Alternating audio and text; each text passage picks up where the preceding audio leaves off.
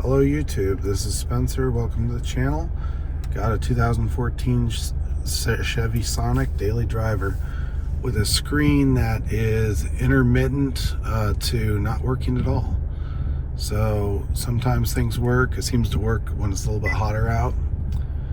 But anyway, the touch screen on here that sits in front of the actual LCD panel that gives you the touch commands does go bad. This thing's about 10 years old, and anyway, there's two options where you can buy a replacement touchscreen piece that goes in there.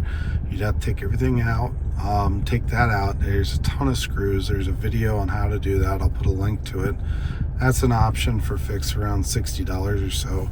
And they also have what they call an Android head unit that is designed specifically for this generation of car. With this trim piece, it'll have a wider screen, and I opted to go for that, mostly just to get a newer chunk of electronics in there. This has been sitting and used for the last 10 years now in this car. And it does not really have a true GPS in here. There's things like Apple CarPlay and all that, but I never really got it to work. So I got an aftermarket Android unit that will go in here, and hopefully that will fix some things. But yeah, the main driver is this touch screen going from doing commands on its own, not working, sometimes working. So anyway, it like the time just changed, and I'm not even able to update the time most of the time on there. So we'll see the next step. Okay, here's the unit itself. It's a Junsun is the brand from Amazon. Comes wrapped in this plastic bag material. I'll put a link in the description below where you can check it out. But basic unboxing, I won't get into every little detail, but it's well protected. And if you get one of these, since it is integrated into the front trim plate, you're going to want to check that out, that it actually is the right vehicle. They send this thing in a bag that is sealed up, with some tape on one side, and the unit is in the trim piece directly. So you got that part of it. And it is, you can see the Chevy Sonic thing with the two little horns, the two air conditioning vents. So it's the unit and the trim piece on top in this foam padding. And then inside you've got all the parts and pieces. Looks really well organized and all that. In these cars, they have what is called a DIN unit, D-I-N, like 1 or 2 for like double stack, single stack. And that's what the Sonic has in the videos. You see him pull this big box out. So with this modern technology, it's very similar to smartphone technology. So this thing is very thin, relatively speaking, compared to the old radios. So a lot of these wires get tucked in behind. We'll check that out, how that goes, getting into it. All right, for the next part, first impressions. The plastic seems to be pretty decent. Looks like a good color match in my garage here. The screen is a lot bigger, so that's pretty cool. They fit this thing, like fill up the space to a max, keeping that foam down to protect everything. Here's all the connections. I can see like the FM. You got the GPS, which looks like it's in an SMA connector, little mini connectors. So we got that.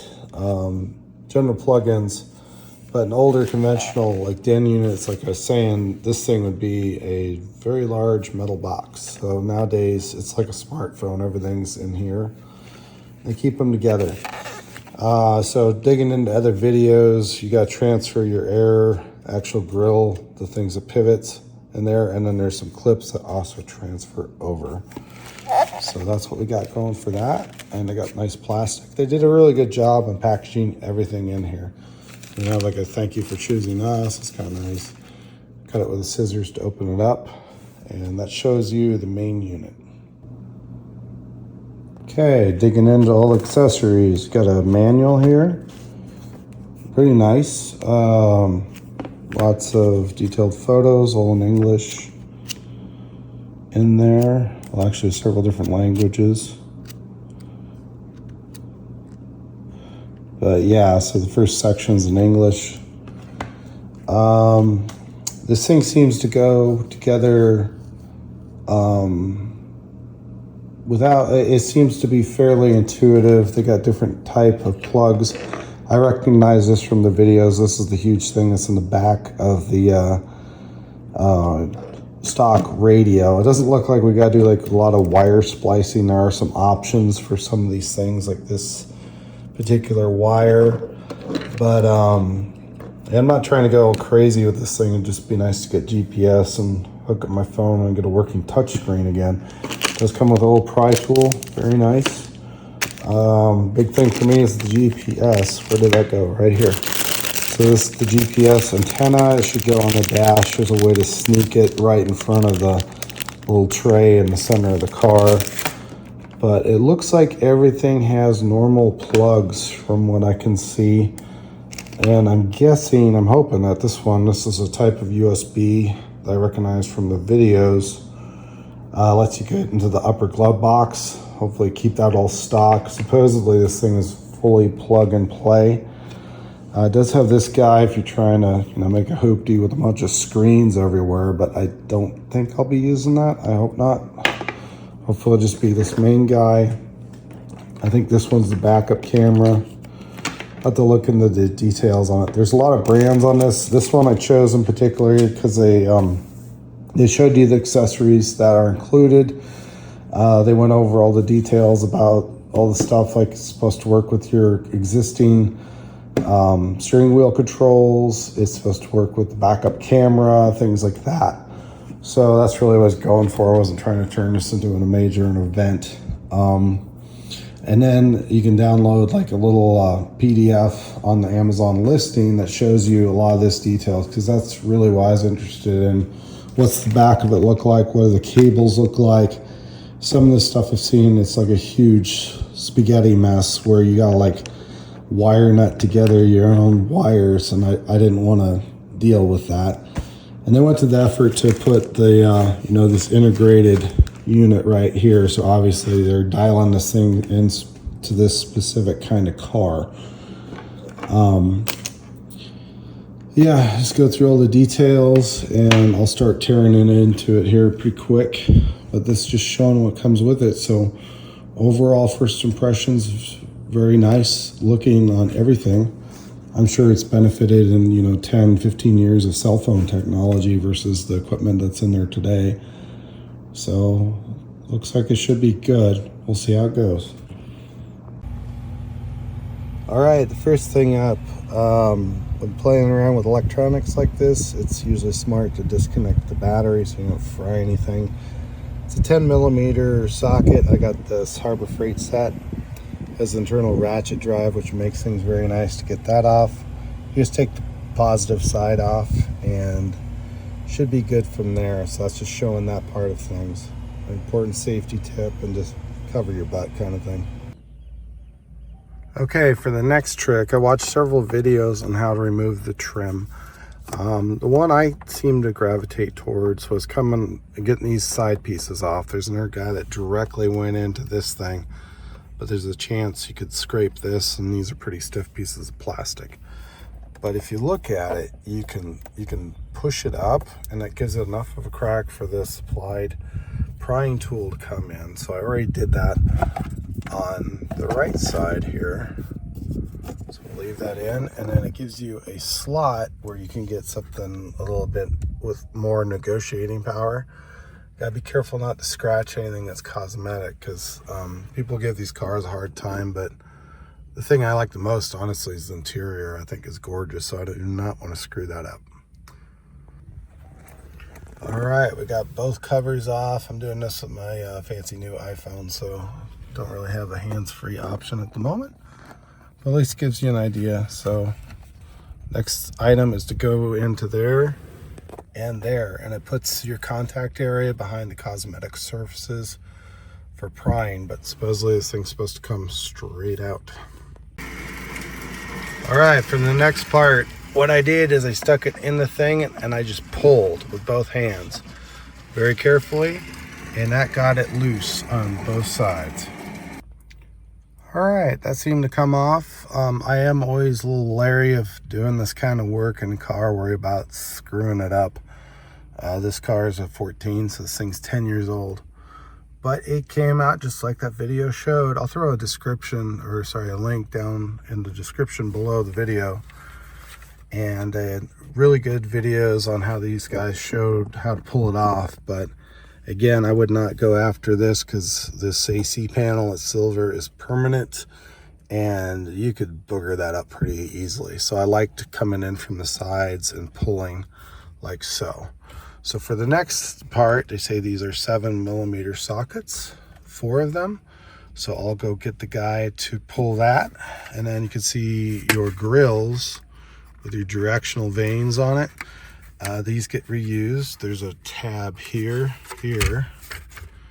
there, and there, and you could pull those off and that gets transferred to the new vehicle. If this is going to be going on for a couple days, you might be careful with those vents right there. Make sure you don't drop anything in there. But we'll get on to the next section. Okay, for the next step, I got my handy dandy hazardous rut socket set, metric. Because it's a world car, right? Everything's metric. It is a 7mm socket as shown, so we'll go after these 4 next. All right, all 4 screws taken out. Put the right ones there, left ones in there. Keep them near it.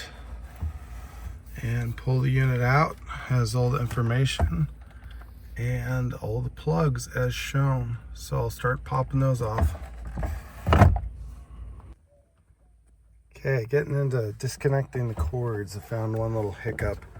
The huge one came out without too much trouble, but the yellow and black have triggers underneath. I've been pushing on them, but I'm gonna go look at the harnesses that came with the kit and just try to get a good gander of what's going on maybe on the other side of that cord. All right, looking at the cables, let's see here. This is the closest one I could find to something that could be like that, like a single wire. It has a hook that you wouldn't push down on. You could see it right there. You'd be pulling up. So I'll go grab a little like pig tool and give that a try. All right, after much fun, I got those 2 off. I'll show you how that works. Because a lot of YouTube videos leave out little details like this. They'll make you break in parts and start to use new swear words. Anyway, the hook does go up, but it is a cantilever, or like a pivot. So you might need to get like a little tool or something, like a pliers. And you can see it by pushing on this back end, it lets the other side go up and it releases the hook. So those are the 2, the yellow and that black one in there. You can see what they look like. It's almost like a little miniature coax going through there, so it is 2 wires. But that's what's going on with that part of it. All right, quick view of the head unit, the stock one. So this is what I was talking about, giant metal box. Very heavy. That's what comes out. Now if you do want to just change out the glass, I think it's more work in the end, but there's a video I'll put in the description where a guy starts taking out screws and more screws and more screws. He's using like a cordless drill to do it. And then he peels the screen off. Anyway, that's not something I really wanted to do. Hardest part is getting, let's see, those 2 connectors off, which again is this yellow one and that one. You're gonna need to pinch it. You might have to use some pliers or something like that. This one wasn't as bad. It had a big like lever to pull it off. That's what's going on there. All right, the next fun discovery. Got the little horns on here. This is the old front cover. You're gonna want to take off the top ones first. Try to get the bottom ones off. The tops will never let go. It's tedious. Use a flathead screwdriver, patience. I got one transferred, so I just gotta get the other one off. All right, for the next level of fun going on here, I got the GPS antenna and this little top tray. It pops up. Just start from here and work your way back. I've seen people, like, it looks like they cut a little notch and they put it right in front so it's exposed. That wouldn't look bad, but you gotta drill into this. But when I did it, I found this little guy, so I'm assuming that's the OnStar antenna, just to keep it kind of a little hidden, but it just has to transmit through plastic. So my first go around is going to be to try and mount it maybe to this ductwork. And this comes with double stick tape, so I don't want to exercise that. So I got some other double stick tape. We'll give that a try. Might have to tear this thing apart anyway. I could do the video thing, but that's what's going on. All right, I cleaned off with alcohol wipe, dusted off. There's the GPS antenna. The cord goes through here, and it looks like everybody looked clear. So I'm hoping. Of course, you always got to look at these things carefully, see how they go on. This looks like a straight down thing. I wanted to get a real quick side-by-side, just showing you the difference in screen size. This thing is quite a bit larger when you look at it side-by-side. Get this a little bit lower. Interesting. Another thing they have you transfer over, I've seen in the videos, is these little clips onto here. That's really what locks it in. I am tempted to not put those in yet, just so I can get this thing out easier due to that backup video thing. I don't really want to be exercising the plastic in the car. We'll see how that goes. All right, so everything's slid back in. I do not have those hard clips on there, but hopefully I'll make this thing easier to come out. Everything seems to fit up pretty well, other than this being flossed and clean and the rest of this being dirty 10-year-old plastic. So we're gonna hook up power and see what happens next. All right, electrical car gods, wish me luck. Let's see how this is gonna work. Everything's plugged in, batteries on.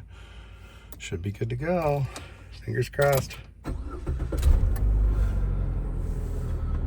Okay, so the engine starts.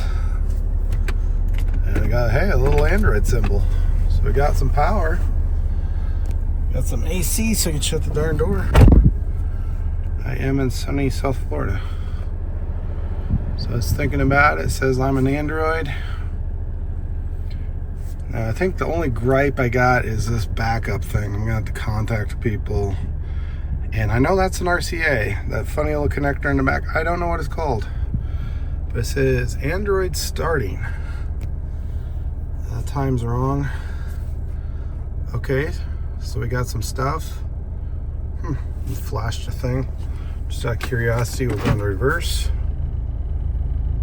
And it knows the car is in reverse, but it doesn't have a video. So that part of it works, like from the shifter to the guy. That's working, but put it back into play. And maybe try power.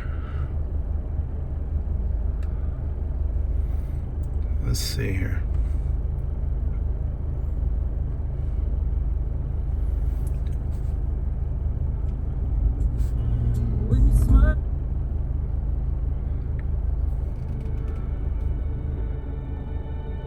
These aren't my tunes, but that one's nice. So this is steering wheel control.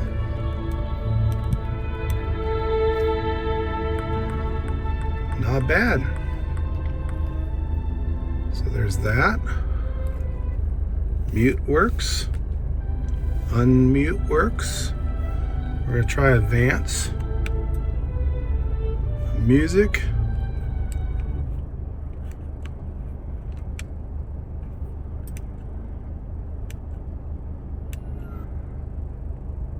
I think these are songs that came with the thing. It's like, you know, Chinese characters and stuff.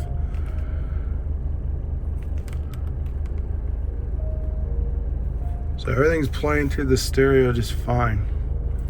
So I'll start playing around with it, but we got power, the thing works. Only gripe right now is this backup video guy, which could have been a, 20-cent part over there in China, and they could have just mailed it. I don't know why they did that, but anyway, I'll look into it.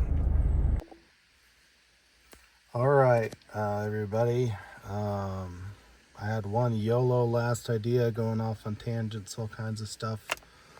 Let's see here. Bought this little connector because I saw this yellow guy right here. But what I noticed with this is that it has an RCA male yellow coming out of the big old harness that goes in there. It also has these guys. So anyway, I just thought before I go all crazy with some other stuff, new cameras, all that, I plugged it in there just with that. So it can be confusing because you would think this yellow guy is where it's supposed to go into. I wasn't getting a signal when I was going into backup. So I tried this out, and what do you know, it works. I'll fire up the car here and you can see it here pretty quick. All right, here we are. It's of course sitting loose, and we go put into reverse, and it works. So that's all that had to be done. Could have saved a lot of frustration with some better instructions, but hopefully this video will help people to show how to make this thing work. Okay, to wrap things up, this is my 2014 Chevy Sonic LTZ with the old LG head unit getting replaced by the new Junsun Android plug and play pretty much head unit. It comes with this trim piece here, so it's all factory looking. That all fits great. The vents fit great. I've been using it for over a week now. This car also has the factory GM installed backup camera, which does work. So I'll show that in a second. Just keep in mind, these old LG units, the video signal comes out of this big old connector here. So it's one of these pins in here, and the harness they give you has a yellow, white and red RCA cables. You plug your yellow cable from the back of this head unit right back into that harness again, and you get a backup camera, and it works fine like so. So anyway, that's all set up. The yellow connector you see there is for probably OnStar. It's a unique kind of connector, but anyway, long top overview, however you want to say it, you don't use it for this install. If you really want OnStar in this thing, I'm not sure how to make that work, but it gives you your backup camera, it gives you true Apple CarPlay. There's several GPS functions on here. This another thing to think about too is they got upgrades. This is the Agama display, and of course I was kind of confusing it by turning on and off the power by unplugging it a bunch of times, but it works really good. You can go in here and you can get like a compass. Of course, this is the GPS driven compass, so it needs to know where you're going along, and then it figures out direction, has the satellite signal strength, all that kind of stuff. But it works really good, and you can customize your logo for whatever you want. So is it worth getting? I think so. It's a good option, especially for these cars where the touchscreen is dying and you don't want to get into brain surgery to try to get something like that working again. This is just honestly easier. The only downfall is just the lack of installation instructions, but hopefully this video will help you with that. Go ahead and check out the description and the link below, whether you're on mobile or on a computer. I'll give you some links to Amazon. It's an affiliate link. And hopefully this will help people that are stuck with a screen that just does not work anymore, and you want something better, or even if you have the base model Sonic and you want to upgrade to a modern touchscreen and you got the old small radio, this is also a good way to go. So hopefully that'll help everyone. Best of luck with it.